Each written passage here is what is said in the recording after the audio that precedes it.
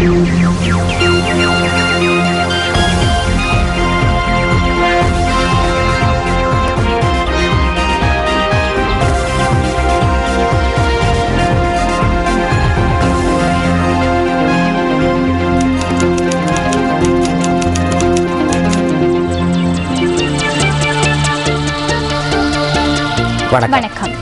இது நியூஸ் ஃபர்ஸ்டின் பிரதான செய்தி. இன்றைய விரிவான செய்திகளுக்கு செல்லும் முன்னர் முதலில் தலைப்புச் செய்திகள். ஐக்கிய நாடுகள் சபையின் பொதுக்கூட்டத்தில் இன்றிரவு ஜனாதிபதி உரையாற்ற உள்ளார். வடமாகாண சபை தேர்தல் தொடர்பில் சி.வி. விக்னேஸ்வரன் விசேட செவ்வி. முதலில் ஒரு மாதம் 2 மாதத்துக்கு நாங்கள் அந்த நிர்வாக அலகை சரிவர நிலைநிறுத்துவது சம்பந்தமான நடவடிக்கைகள் தான் எடுக்க வேண்டியிருக்கும். தேர்தலின் பின்னர் குர்நாகல் பகுதியில் தேர்தல் வன்முறைகள் அதிகரித்துள்ளன. தாக்குதலில் காயமடைந்த 2 வைத்தியசாலையில். ஐக்கிய தேசிய கட்சியின் தோல்வி குறித்து ஆளும் கட்சி கருத்து. வத்தலை பிரதேச சபை உறுப்பினர் ஒருவர் மேற்கொண்ட தாக்குதலில் இசைக்குழு உறுப்பினர் ஒருவர் காயம்.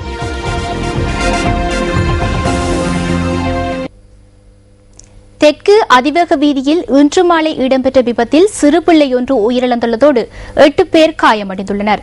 பின்னத்துவவில் இருந்து கொழும்பு நோக்கி சென்று கொண்டிருந்த வேன் ஒன்று வீதியை விட்டு விலகியதில் இந்த விபத்து ஏற்பட்டுள்ளதாக போலீஸ் ஊடக பேச்சாளர் புத்திக ஸ்ரீவர்தன தெரிவித்தார். அது தொடர்பிலான தகவல்களை வழங்குகின்றார் ஜூரு பேட்டர் ஜனக சம்பத்த மதுகமவில் இருந்து.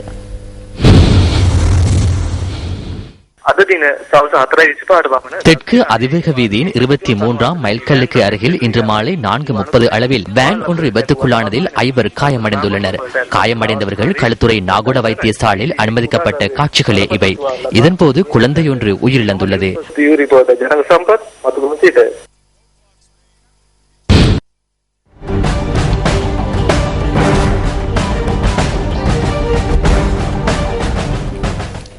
ஐக்கிய நாடுகளின் பொதுச்சபையின் 68வது பருவகால கூட்டத்தொடரில் ஜனாதிபதி மஹிந்த ராஜபக்ச இன்று உரையாற்றவுள்ளார். இந்த கூட்டத்தொடரில் ஜனாதிபதி உரையாற்றும் 6வது சந்தர்ப்பம் இதுவென்பது குறிப்பிடத்தக்கது. இதுவரையில் இலங்கை பெற்றுள்ள பொருளாதார மற்றும் சமூக ரீதியிலான முன்னேற்றம் மற்றும் நாட்டில் ஏற்பட்டுள்ள பிரச்சினைகளை தீர்ப்பதற்கு எடுக்கப்பட்டுள்ள நடவடிக்கைகள் தொடர்பில் ஜனாதிபதி இதன்போது அதிக கவனம் செலுத்த உள்ளதாக ஜனாதிபதியின் பேச்சாளர் மொஹான் சமரநாயக்க தெரிவிக்கின்றார். அத்துடன் காலநிலை மாற்றம், புவி வெப்பமாதல், பாலஸ்தீன நெருக்கடி போன்ற பிரச்சினைகள் தொடர்பிலும் ஜனாதிபதி அவதானம் செலுத்த உள்ளதாக அவர் கூறினார். ஐக்கிய நாடுகளின் பொதுச்சபையின் 68வது பருவகால கூட்டத்தொடரில் உரையாற்றியதன் பின்னர் ஜனாதிபதி மஹிந்த ராஜபக்ச இருதரப்பு கலந்துரையாடல்கள் சிலவற்றிலும் ஈடுபட உள்ளார். ஐக்கிய நாடுகள் சபையின் செயலாளர் நாயகம் பாங்கிமூன், பொதுநலவாய நாடுகளின் பொதுச் செயலாளர் கமலேஷ் சர்மா மற்றும் ஆசிய, மத்திய கிழக்கு, ஆப்பிரிக்க நாடுகளின் அரசு தலைவர்கள் உள்ளிட்ட பலருடன் ஜனாதிபதி இருதரப்பு பேச்சுவார்த்தைகளில் ஈடுபட உள்ளதாக ஜனாதிபதி பேச்சாளர் மொஹான் சமரநாயக்க மேலும் தெரிவிக்கின்றார். ஐக்கிய தேசிய கட்சியின் தலைமைத்துவ மாற்றம் உட்பட கட்சி மறுசீரமைக்கப்பட வேண்டும் என தெரிவிக்கும் யோசனையொன்றை ஐக்கிய தேசிய கட்சியின் மேல் மாகாண சபை உறுப்பினர் குழு இன்று ஏகமனதாக நிறைவேற்றியுள்ளதாக அந்த குழுவின் சிரேஷ்ட உறுப்பினர் ஒருவர் குறிப்பிடுகின்றார். ஜோசப் மைக்கேல் பெரேராவின் மகனும் மேல் மாகாண சபையின் உறுப்பினருமான ஸ்ரீநாத் மகேந்திர பெரேரா இதற்கான யோசனையை அடங்கிய பிரேரணையை உறுப்பினர்கள் குழுவுக்கு சமர்ப்பித்துள்ளதாக அந்த சிரேஷ்ட உறுப்பினர் தெரிவித்தார். எதிர்காலத்தில் மேல்மாகாண சபை கலைக்கப்படவுள்ளதாகவும் அதன்போது வெற்றிகரமாக தேர்தலை எதிர்கொள்ள வேண்டுமாயின் மறுசீரமைப்பு மேற்கொள்ளப்பட வேண்டும் எனவும் யோசனையை சமர்ப்பித்து மாகாண சபை உறுப்பினர் ஸ்ரீநாத் மகேந்திர பெரேரா குறிப்பிட்டதாக சிரேஷ்ட மாகாண சபை உறுப்பினர் சுட்டிக்காட்டுகின்றார். இந்த விடயம் தொடர்பில் ஐக்கிய தேசிய கட்சியின் செயற்குழுவுடன் பேச்சுவார்த்தை நடாத்துவதாக மேல்மாகாண சபையின் எதிர்க்கட்சி தலைவர் மஞ்சு ஸ்ரீ அரங்கல இதன்போது உறுப்பினர்களுக்கு அறிவித்ததாகவும் மாகாண சபையின் சிரேஷ்ட உறுப்பினர் கூறுகின்றார். தலைமைத்துவ மாற்றம் உட்பட கட்சி மறுசீரமைப்பு முன்னெடுக்கப்பட வேண்டும் என தெரிவித்து ஐக்கிய தேசிய கட்சியின் மேல்மாகாண சபை உறுப்பினர்கள் குழு முன்னிலையில் இன்று சமர்ப்பிக்கப்பட்ட யோசனை ஏகமனதாக நிறைவேற்றப்பட்டது. யோசனையை சமர்ப்பித்த மாகாண சபை உறுப்பினர் ஸ்ரீநாத் மகேந்திர பெரேராவிடம் இது தொடர்பில் நாம் வினவிய போது யோசனையொன்றை தாம் முன்வைத்ததாகவும் மேலதிக தகவல்களை வழங்க முடியாது என்றும் அவர் தெரிவித்தார். யோசனைகள் அடங்கிய ஆவணம் ஒன்றை தயாரித்து சம்பந்தப்பட்ட தரப்பினருக்கு அனுப்பி வைத்த பின்னரே அது குறித்த தகவல்களை குறிப்பிட முடியும் என்றும் மேல்மாகாண சபையின் ஐக்கிய தேசிய கட்சி உறுப்பினர் ஸ்ரீநாத் மகேந்திர பெரேரா குறிப்பிட்டார்.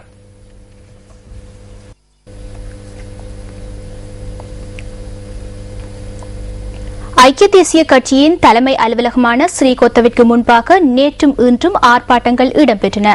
இம்முறை மாகாண சபை தேர்தல் தோல்விக்கு காரணமான கட்சி தலைமைத்துவத்திற்கு எதிர்ப்பு தெரிவித்து இந்த ஆர்ப்பாட்டங்கள் ஏற்பாடு செய்யப்பட்டிருந்தன. ஐக்கிய தேசிய கட்சியின் தலைமையகமான சிறிகொத்தவுக்கு முன்பாக இன்று இவ்வாறு போலீஸ் பாதுகாப்பு தடைகள் ஏற்படுத்தப்பட்டிருந்தன. குருநாகல் ஹிரியால தொகுதியைச் சேர்ந்த ஐக்கிய தேசிய கட்சியின் ஆதரவாளர்கள் சிலரே இவ்வாறு ஆர்ப்பாட்டத்தில் ஈடுபட்டனர்.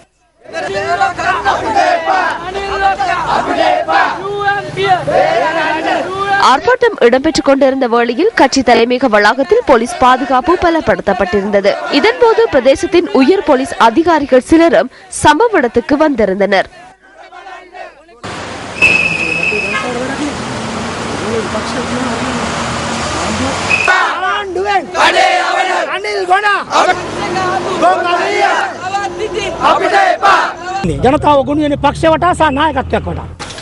மக்கள் கட்சி மற்றும் கட்சி தலைவரை சூழ்ந்து ஒன்று கூடுகின்றனர். தலைவர்கள் மாறி கட்சியை முன்னோக்கி கொண்டு செல்ல ஏனையவர்களுக்கு சந்தர்ப்பம் வழங்க வேண்டும்.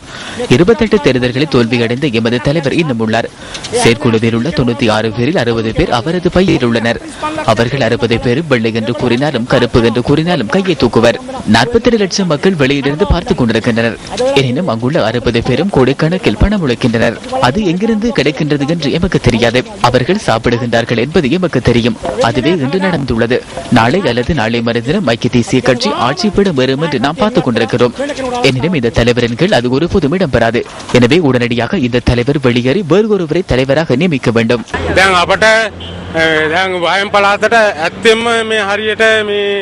வடமேல் மாகாணத்தில் கட்சியை முன்னோக்கி கொண்டு செல்ல உறுப்பினர் ஒருவர் இல்லை. இந்த முறை ஒரு தொகுதியை கூட காப்பாற்ற முடியவில்லை. படு தோல்வி அடைந்துள்ளோம். தொடர்ந்தும் ஐக்கிய தேசிய கட்சிக்கு வாக்களித்து பலனில்லை.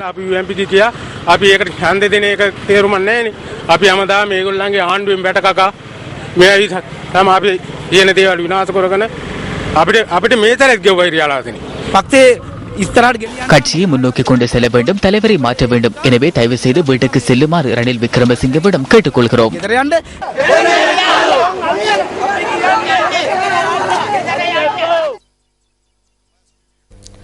வடபகுதி மக்கள் வாக்களித்த முறைமை தென்பகுதி மக்களுக்கு ஒரு சிறந்த எடுத்துக்காட்டு என ஐக்கிய தேசிய கட்சியின் பாராளுமன்ற உறுப்பினர் ஹரின் பெர்னாண்டோ அண்மையில் குறிப்பிட்டிருந்தார். அது தொடர்பில் தேரர்களும் பொதுமக்களும் எதிர்ப்பு வெளியிட்டுள்ளனர்.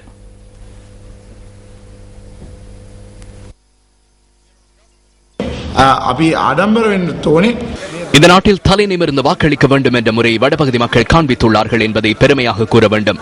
தமது நோக்கங்களை நிறைவேற்றிக் கொள்வதற்காக வடபகுதி மக்கள் செயற்பட்டுள்ளனர். அது நாட்டிற்கு ஒரு சிறந்த உதாரணமாகும். எனவே இதனை ஒரு சிறந்த உதாரணமாக இணையவர்களும் ஏற்றுக்கொள்வார்கள் என நினைக்கிறேன். தலைமையன்ம ஹரின் பிரணாந்த் மந்திரிவரையாட்ட அப்படி කියන්නට ඕනේ. முதலில் ஹரின் பெர்னாண்டோவுக்கு நாம் ஒரு விடயத்தை கூற வேண்டும். தென்பகுதி மக்கள் அல்லது வடமேல் மற்றும் மத்திய மாகாண மக்களுக்கு கூறிய இந்த விடயம் தொடர்பில் அவர் அந்த மக்களிடம் மன்னிப்பு கோர வேண்டும். இந்த 2 மாகாணங்களிலும் உள்ள மக்கள் தமக்கு தலையும் புறமுதுகும் இருப்பதாக நிரூபித்துள்ளனர்.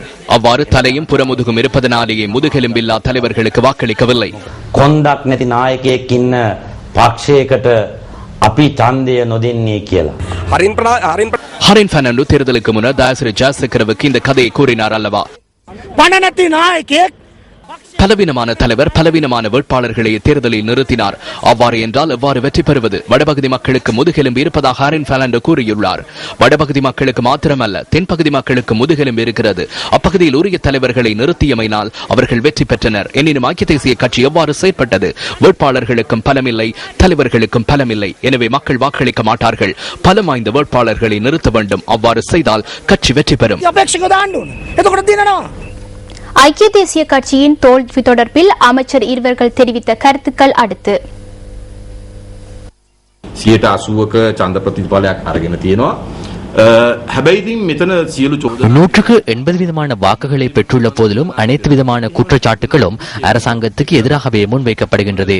தமிழ் மக்களை கொன்றதாக குற்றம் சாட்டப்படும் அரசாங்கம் 8 ஆசனங்களை பெற்று 2வது கட்சியாக விளங்குகின்றது. தொடர்ந்து இனவாதம் தொடர்பில் கதைத்த ஐக்கிய தேசிய கட்சிக்கு ஒரு ஆசனமேனும் கிடைக்கவில்லை.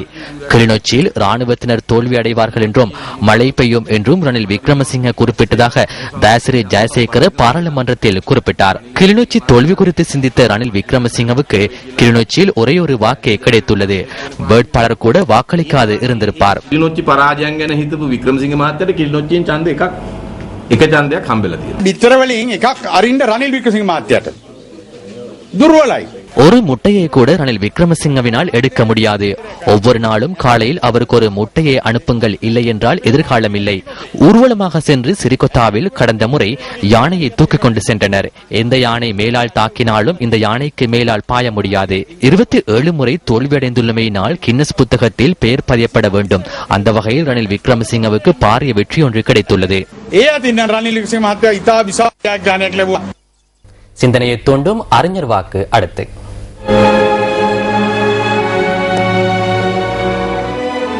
மனம் என்னும் கடிவாளத்தை உறுதியாக பிடித்தால்தான் நம் புலன்களை கட்டுப்பாட்டுக்குள் வைத்துக் கொள்ள முடியும்.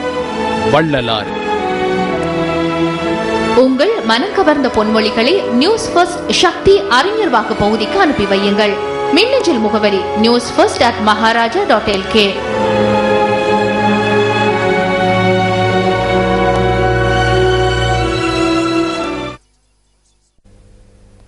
கடந்த வருடம் ஜூலை மாதத்துடன் ஒப்பிடுகையில் இந்த வருடம் ஜூலை மாதம் வர்த்தக நிலுவை 40 வீதத்தால் அதிகரித்துள்ளதாக இலங்கை மத்திய வங்கி தெரிவிக்கின்றது.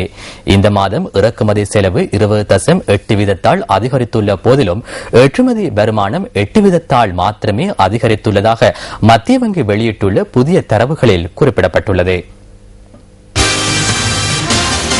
கடந்த வருடம் ஜூலை மாதம் ஏற்றுமதி வருமானமாக 794.4 மில்லியன் அமெரிக்க டாலர் கிடைத்துள்ள போதிலும் இந்த வருடம் ஜூலை மாதம் 857.8 மில்லியன் அமெரிக்க டாலராக அது அதிகரித்துள்ளது.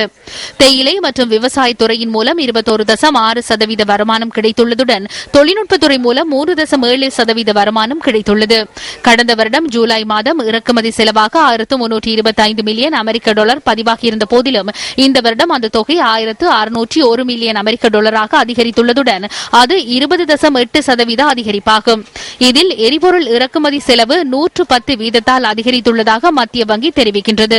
இந்த நிலைமையின் கீழ் கடந்த வருடம் ஜூலை மாதம் 530 மில்லியன் அமெரிக்க டாலராக காணப்பட்ட வர்த்தக நிலுவை இந்த வருடம் ஜூலை மாதம் 743 மில்லியன் அமெரிக்க டாலராக அதிகரித்துள்ளதுடன் அது 40% அதிகரிப்பாகும். ஊவா மாகாணத்தின் பதுளை மாவட்டத்தில் அம்பிட்டிகந்த தோட்டத்தில் மண் சரிவு அபாயத்தை எதிர்நோக்கும் தோட்ட தொழிலாளர்களின் பிரச்சினை குறித்து இன்று நியூஸ் ஃபர்ஸ்ட் ஆராய்கின்றது. எழில் கொஞ்சம் மலையகத்தை நெருங்கிச் செல்லும் போதே மலையளவு துயரங்களோடு மக்கள் வாழ்வதை காண முடிகிறது. வீடு மனித வாழ்வின் அடிப்படையானது. ஆனால் அடிப்படையான வீடு இல்லாத நிலையில் மக்கள் இங்கு வாழ்ந்து கொண்டிருக்கிறார்கள். பதுளை மாவட்டத்தில் ஹல்தமுள்ள பிரதேச சபைக்குட்பட்ட கொஸ்லாந்தி கிராம சேவர் பிரிவில் உள்ளது அம்பிட்டிகந்த தோட்டம். கொழும்புல இருந்து இன்ஜினியர் மாதிரிலாம் வந்து செக் பண்ணிட்டு போயிருக்காங்க இந்த வீடு சிலிப் போகுதுன்ட்டு. ஆனா எங்களுக்கு மழை காலம் வந்துச்சுன்னா இங்க இருக்கிறதுக்கு சரியான பயம். அண்ணா வீட்டுல தான் போயிருப்போம். அண்ணாவுக்கும் 4 பிள்ளை இருக்கு. அங்கேயும் போய் இருக்க இயலாது. அதனால வெயில் காலத்துல மட்டும்தான் இங்க வந்திருக்கோம். ரவைக்கு மழை பெஞ்சுன்னா பயத்துல தான் தூங்குவோம். விடிஞ்சு எந்திரிச்சா தான் நாங்க எந்திரிக்கிறோம்னு சுவரா இருக்கு. அப்படியே அந்த ஏரியா ஒண்ணு. மண் சரிவு அபாயம் விடுக்கப்பட்ட இந்த தோட்டம் அச்சம் நிறைந்த பிராந்தியமாகவே காணப்படுகிறது. ஆனாலும் பாதுகாப்பான இருப்பிடம் எதுவும் இந்த மக்களுக்கு ஏற்படுத்தி கொடுக்கப்படாமையினால் மக்கள் தொடர்ந்தும் ஆபத்துக்குள்ளேயே வசிக்கின்றனர். அக்காவுக்கு 3 பிள்ளைகள் இருக்குங்க. எனக்கு 4 பிள்ளைகள் இருக்குங்க. தம்பியும் கல்யாணம் முடிச்சு தம்பி சம்சார பாபா கிடைக்க இருக்குங்க. எல்லாமே ஒரே வீட்டுல தான் இருக்கும். எங்களுக்கு வீடு வாசல் எதுவுமே இல்லை. இந்த விடயம் தொடர்பில் தோட்ட நிர்வாகத்தினருக்கு பிரதேச மக்கள் சுட்டிக்காட்டிய போதும் இதுவரையில் எந்த நடவடிக்கையும் மேற்கொள்ளப்படவில்லை எனவும் மக்கள் தெரிவிக்கின்றனர். ஆக்கி திங்க இடம்ல இந்த இடிஞ்ச வீட்டுல தான் உட்காந்துக்கிட்டு நாங்க ஆக்கி தின்னுக்கிட்டு இருக்கிறோம். நாங்க துரைக்கிட்ட சொல்லி நாங்க இடம் கேட்டா துரை இதை விட்டு ஒதுங்க சொல்றாரு. எங்களுக்கு போயிட்டு துரை ஒதுங்க சொல்றாரு. எங்களுக்கு வீடு இல்லை, இருக்கிறதுக்கு இடம் இல்ல. எங்க இருக்கிறதுக்கு இடம் இல்லாம நாங்க எங்க போயிட்டு நாங்க இருக்கிறது. வீடு கேட்டா வீடு கொடுக்க மாட்டேங்கிறாரு. நாங்க இதுல தான் நாங்க 4-5 பேரு நாங்க இதுல தான் இருந்துக்கிட்டு நாங்க வாழ்ந்துகிட்டு வரோம். பெருந்தோட்ட மக்களுக்கான இந்திய அரசின் வீட்டு திட்டத்தில் தமக்கு முதலிடம் கொடுக்க வேண்டும் என அம்பிட்டிகந்த தோட்ட மக்கள் இந்திய தூதரகத்திடம் கோரிக்கை விடுத்துள்ளதாகவும் குறிப்பிடுகின்றனர். நோயாளி யாரும் கொண்டு வர சுற்றுலாத்திலிருந்து யாரும் பாருங்க கையிலே காலையிலேயும் தூக்கிட்டு வர வேண்டியது இருக்கு. இன்னைக்கு ஆளுங்க வந்து ஒரு 4 குடும்பம் 5 குடும்பம் அப்படி எல்லாம் ஒரு வீட்டுல இருந்து வாழ்ந்துட்டு இருக்காங்க. அதுலயே தான் மாடையும் கட்டி போட்டுக்கிறோம். ஆபத்தற்ற இருப்பிடத்தில் நிரந்தர வீடுகளில் தமது பிள்ளைகளுடன் வசிக்க சம்பந்தப்பட்டவர்கள் விரைவில் நடவடிக்கை எடுப்பார்கள் என காத்திருக்கின்றனர் அம்பிட்டிகந்த தோட்ட மக்கள். உங்கள் வாழ்க்கை எங்கள் செய்தி.